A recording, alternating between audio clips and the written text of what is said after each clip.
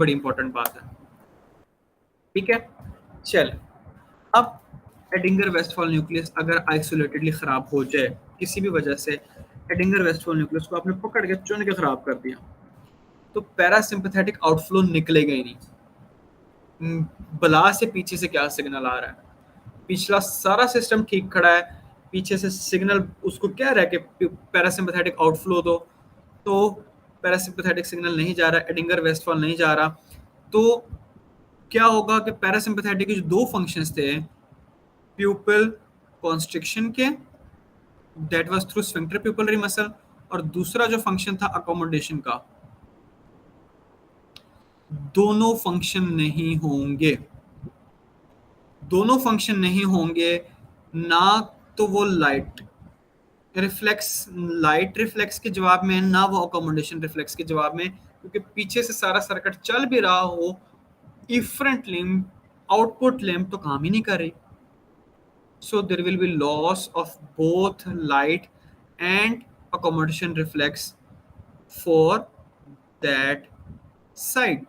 जिस साइड का एडिंगर Westfall nucleus होगा उसी साइड का मसला होगा, ये भी बात याद रखनी है, क्योंकि एडिंगर वेस्टफॉल के बाद कोई मिडलाइन क्रॉसिंग नहीं हुई थी। हाँ, कंसेंशुअल लाइट रिफ्लेक्स ओके रहेगा, क्योंकि जब इस सिग्नल की इस लाइट के अंदर आपने लाइट दी थी, तो वो यहां से जाके प्री टेक्टल में गई, और उसने जब इधर तो उसने रिस्पॉन्स किया नहीं, वो इधर से जाके इस आई को कर सकती है, तो कंसेंशुअल लाइट रिफ्लेक्स उस आई का ठीक रहेगा जिस आई का एडिंगर वेस्टफॉल खराब हुआ था, क्योंकि उसका सेंसरी कंपोनेंट डैमेज नहीं हुआ। प्री टेक्टल न्यूक्लियस इस बंदे में डैमेज हो, तो प्री टेक्टल न्यूक्लियस में डैमेज हो तो लाइट रिफ्लेक्स को खराबी आती है, अकोमोडेशन की नहीं आती। इस बंदे को जब आप इस आंख में लाइट डालेंगे, सिग्नल यहां से आके यहां आके आगे नहीं जाएगा,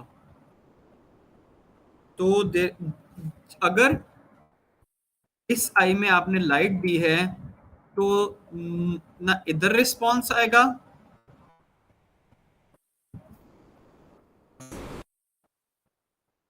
जो रिस्पॉन्स है ना इस आई में आएगा ना इस आई में आएगा। क्यों? क्योंकि जो सिग्नल है वो यहां जाके रुक गया, यहां से आगे बात ही नहीं चली।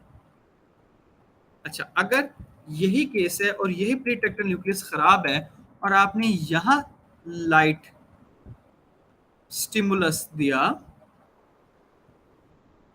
तो सिग्नल बिल्कुल ठीक जाएगा, यहां पहुंचेगा, सही वाले प्रीटेक्टल न्यूक्लियस में पहुंचेगा, इससे दोनों सही वाले एडिंगर वेस्टफॉल न्यूक्लियस में जाएगा, और there will be response in both eyes.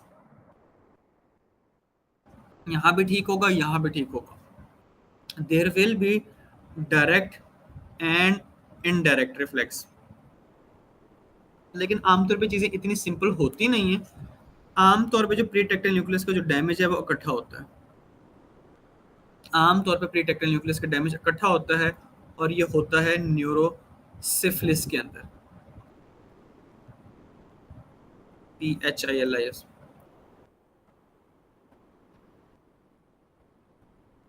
मैं फिर वो स्पेलिंग गलत कर देता हूँ, तो फिर मैंने गलत कर दिए, तो बात वही होगी, न्यूरोसिफिलिस में यहाँ होता है। ठीक है, तो अब ये जो बात बड़ी इंपॉर्टेंट याद रखने वाली है कि जब प्रीटेक्टल न्यूक्लियस जाएगा तो लाइट रिफ्लेक्स उस दफा का खराब हो जाएगा, क्योंकि आफ्रंट पाथवेज यहाँ आके रुक गए, लेकिन अकोमोडेशन को कुछ नहीं होगा।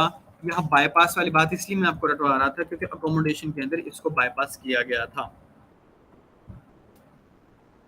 आर्गाइल रोबर्टसन प्यूपल के अंदर क्या होता है, बेसिकली यही प्रीटेक्टल के डैमेज होता है। आर्गाइल रोबर्टसन प्यूपल के अंदर प्रीटेक्टल जब डैमेज होगा तो लाइट रिफ्लेक्सेस लॉस होंगे, लेकिन कन्वर्जेंस एंड अकोमोडेशन इंटैक्ट रहेगी। ठीक है, न्यूरोसिफिलिस के अंदर होता है।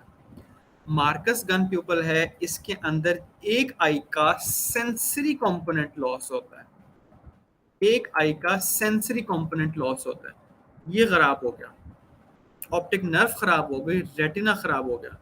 तो जिस आई में आप लाइट मारेंगे, खराब आई में, अफेक्टेड आई में रिस्पॉन्ड मारेंगे, तो रिस्पॉन्स आपको ना इधर से मिलेगा ना इधर से मिलेगा।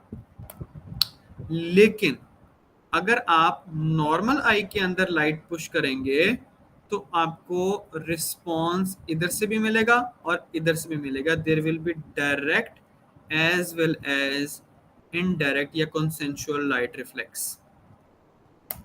तो Argyll Robertson Marcus Gunn pupil के अंदर सेंसरी लिम्ब खराब होती है, जिसकी वजह से आपको अफेक्टेड आई में आई पुश करें देखें तो आपको कोई नहीं नजर आता, नॉर्मल आई में करें तो प्यूपल दोनों को चेक करते हैं, और वापस अफेक्टेड आई में आए तो affected eye it's returning back to the normal situation, it is returning back from the consensual light reflex. तो जब आप उधर से उधर वापस आएंगे तो आपको ऐसे लगेगा कि प्यूपल डायलेट हो रहा है।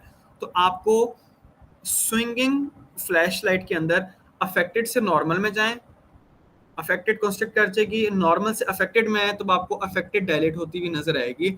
सो एक्चुअली लाइट को नॉर्मल में अफेक्टेड में लाना से वो डायलेट नहीं हो रहा, you are actually witnessing the dilatation that is occurring automatically. So इसको स्विंगिंग फ्लैश लाइट टेस्ट कहते हैं कि अफेक्टेड से नॉर्मल, नॉर्मल से अफेक्टेड, और जब अफेक्टेड में वापस आएंगे तो प्यूपल कंस्ट्रक्ट होने की बजाय डायलेट होता हुआ नजर आएगा।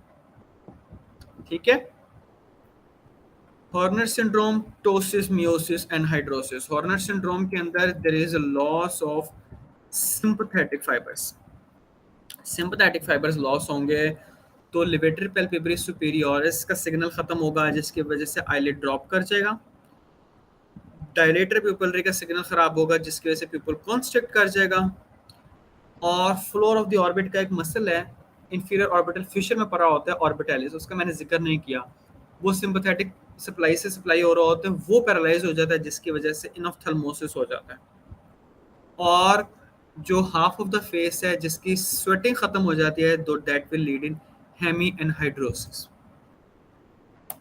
Then there is Adie's pupil, there is a problem in the ciliary ganglion जो रास्ते में था। इसका काफी हद तक मिलता जुलता सिचुएशन है आर्गाइल रॉबर्टसन प्यूपल से, कि there is poor response to light reflex and there is a better response to accommodation.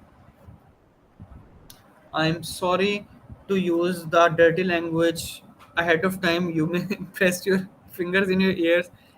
इसको थोड़ा सा वो prostitutes people भी कहते हैं, accommodates but does not react। ठीक है। फिर है ट्रांसटेंटोरियल हर्निएशन, अंकल हर्निएशन। अगर सीएसएफ प्रेशर बहुत ज़्यादा हो जाए, अगर किसी बंदे का सीएसएफ प्रेशर ज़्यादा था, आपने स्पाइनल टैप कर दिया, ब्रेन एकदम से नीचे फोरामेन मैग्नम के थ्रू गुजरेगा, ब्रेन फोरामेन मैग्नम से निकलने की कोशिश करेगा तो ऑप्टिक नर्व जो है, सॉरी ओक्यूलोमोटर नर्व जो है वो कंप्रेस होती है, वो टेंटोरियम सेरिबेलाई के अगेंस्ट, नॉच के अगेंस्ट, फ्री मार्जिन के अगेंस्ट पुश होती है। तो जब वो खराब होती है then there is oculomotor nerve palsy. उसमें क्या होगा, अकोमोडेशन जाएगी, डायलिटेशन हो जाएगी क्योंकि कंस्ट्रक्शन खत्म हो गई है, और आई मीडियल नहीं देख सकते, ऊपर नहीं देख सकते, so there will be downwards, ऊपर नहीं देख सकते तो डाउनवर्ड्स एंड आउटवर्ड्स आई चली जाएगी। ठीक है। और लिवेटर पैल्पेब्री सुपीरियोरिस की वजह से टोसिस हो जाएगा।